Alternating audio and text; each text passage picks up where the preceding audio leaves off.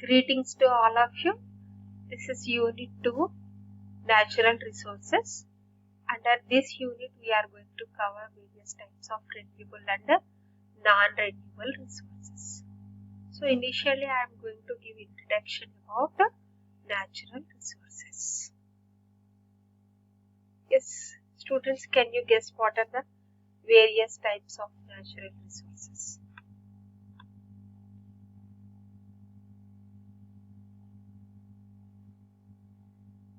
Yes, take a minute and then think.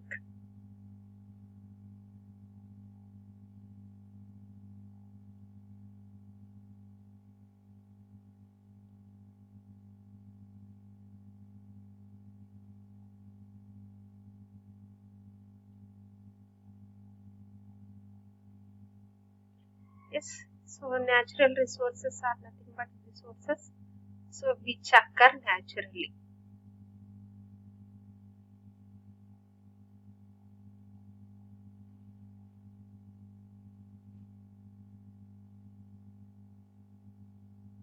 Just a minute, please.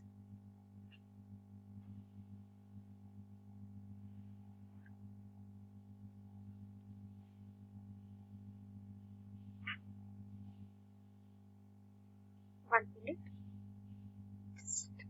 So natural resources are nothing but which occurs naturally within the environments.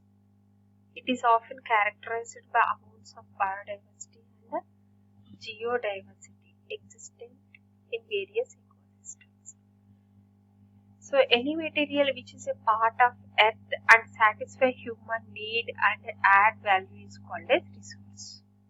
So what are the various types? We can say that rocks are there, minerals are there, right? Ores are there, soil, rivers, plants, animals.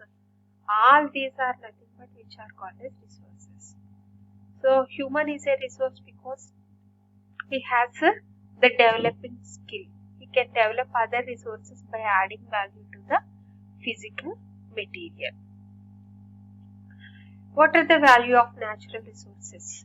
These are the three main values: economic value, legal value, and aesthetic value. Remember, these three are very important. It may come in objective type of questions. So, economic value, production of things from natural resources. Legal value, clean air, fresh water, healthy animal and human beings. Aesthetic value, beauty of village, roads, ponds, and their agricultural fields. What are the types of natural resources? Biotic. Resources which are living in nature are biotic. Examples: forests, animals. What are abiotic?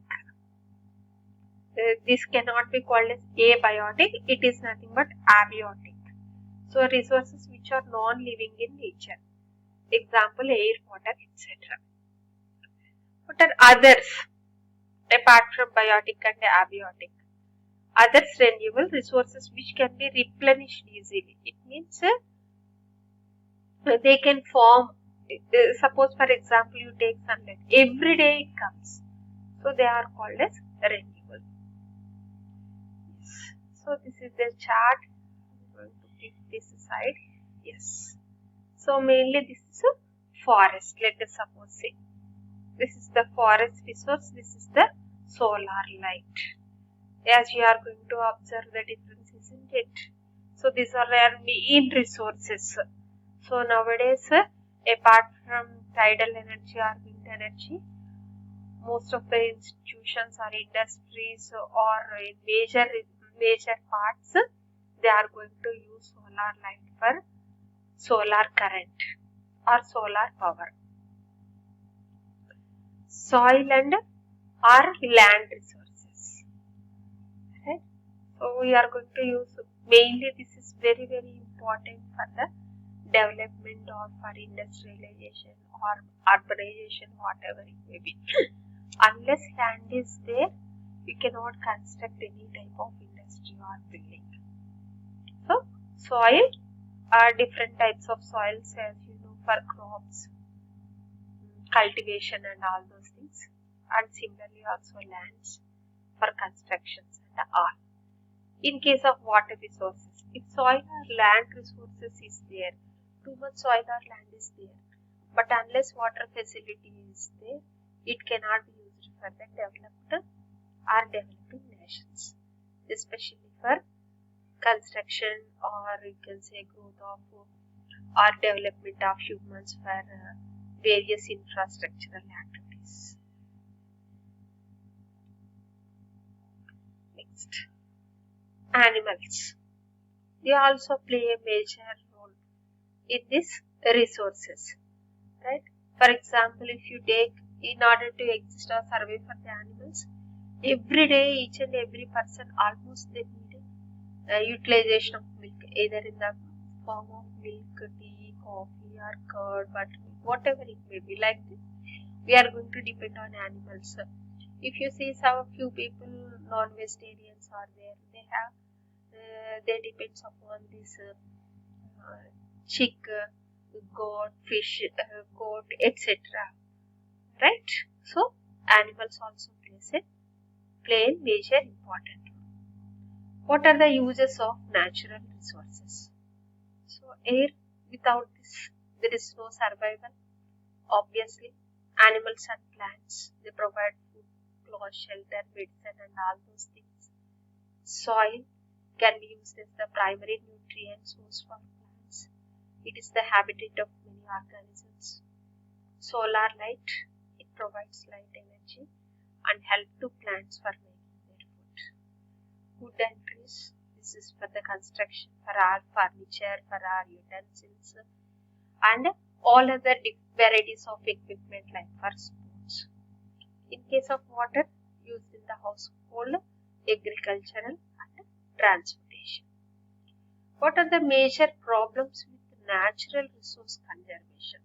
This is very, very important, and what we are lagging today is just because of the high utilization of natural resources.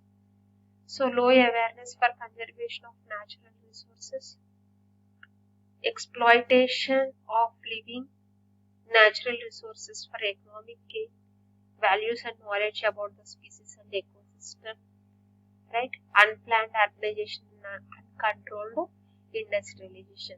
For example, if you construct a large industry, right, where there is dense population, what about these industrial hazards or bio-waste or that pollutants are being sent?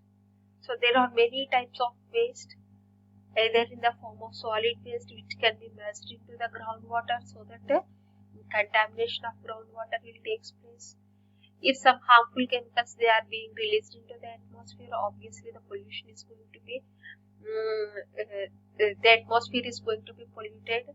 If all these industries are in a heavy dense population area, obviously people are going to suffer from various types of diseases. So always we have to plan for the either for urbanization or for industrialization also. What are the major natural resource threats? Habitat destruction, extension of agriculture, filling up of wetlands, and conservation of rich biodiversity site for human settlement and industrial development, and uncontrolled commercial exploitation. Somewhere, if you go through a chain for a longer run, you are unable to uncontrol this. See the case in case of floods and all those things, right?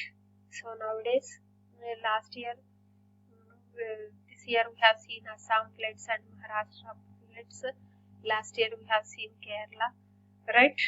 And 4 to 5 years before we have seen that Hudhud in case of Vizag, Visakhapatnam. Like every year somewhere else we are going to Orissa floods.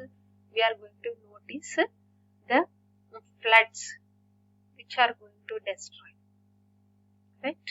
So what are the various policy gaps?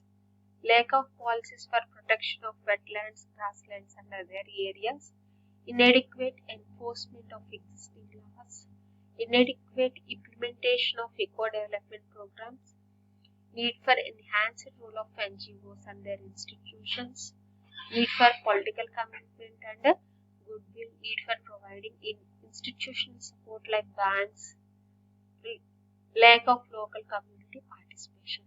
So simply you can say, apart from all these things, whatever you are going to use, you have to make it a policy, right?